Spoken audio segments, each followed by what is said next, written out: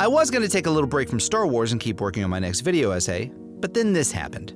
Put a chick in it, make her gay! Too good an episode to simply ignore it. But is it accurate? Do they have a point?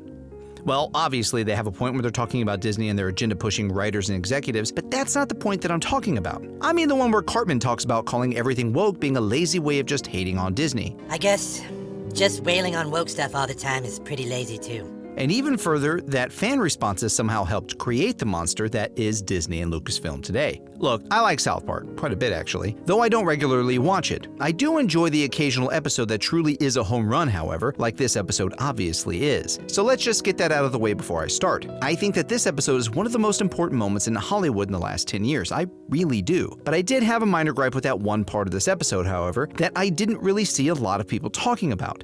I don't blame fans for anything. If Disney and Lucasfilm have messed things up and the people that are angry about it call everything that they do woke or just stop tuning in, then that's on them, not the fans. Now, don't confuse this with excusing individuals for their abhorrent behavior. Each person is individually responsible for their own actions. Well, I'm sorry I wrote all those letters. They probably was a bit much.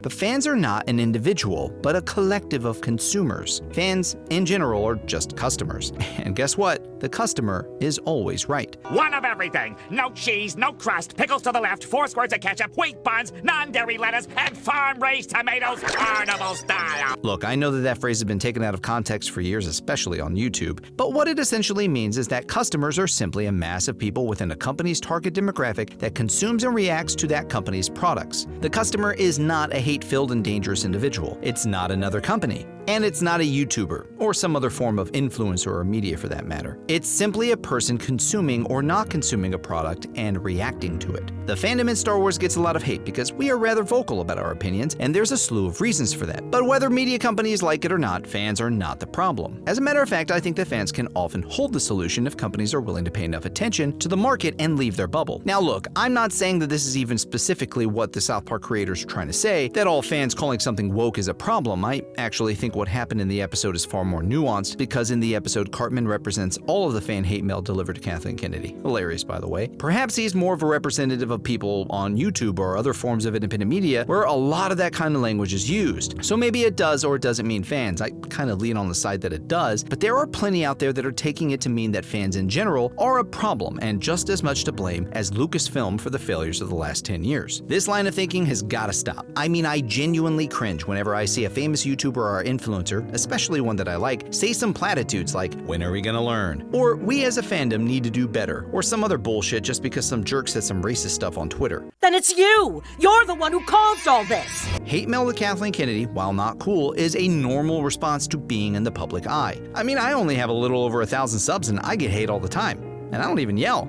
Just so we're clear, that doesn't excuse people that issue death threats or send some other form of highly inappropriate messages to company execs and their families, but angry fans are not those people in general and are a natural reaction to bad products. There's no need to educate the masses to what they should like on screen. The customer in general is not wrong. Check this out. I like to play this little logic game in my mind every time I hear some new cultural or political thing happening in the West, especially here in the US, and it's a series of logical steps. I think about some new phenomenon, whatever it may be, and ask how many steps are we away from the most extreme version of totalitarianism stemming from that one thing. Here's an example. If media corporations are making content that is filled with an agenda that many in the customer base would feel is immoral or inappropriate, and that company is spending a massive amount of time and money and influence making the public argument that the audience is the problem and not their products, then how many logical steps need to be taken to send these toxic fans to re-education camps?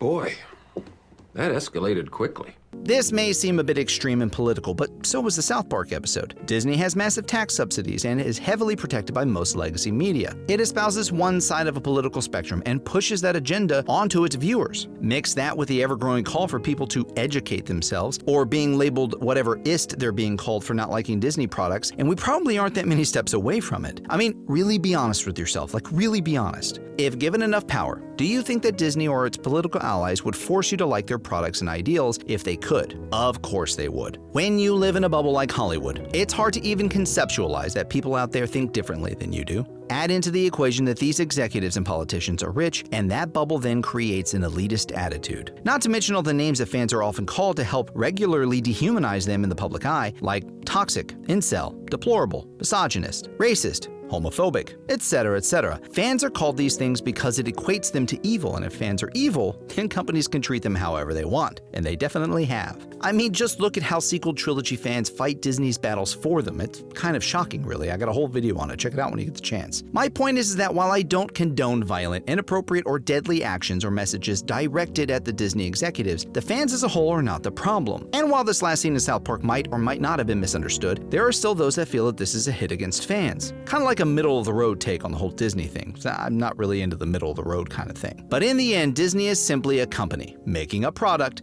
and fans are simply customers that buy it or don't. And if you're a good company, you listen to your customers, not lecture them. The customer is always right. I hope I've earned your subscription today. Tell me what you think in the comments about the episode. Whose fault do you think it is that Disney is failing, and why? I'm the Dremexican. Thanks for watching, and I'll see you next time.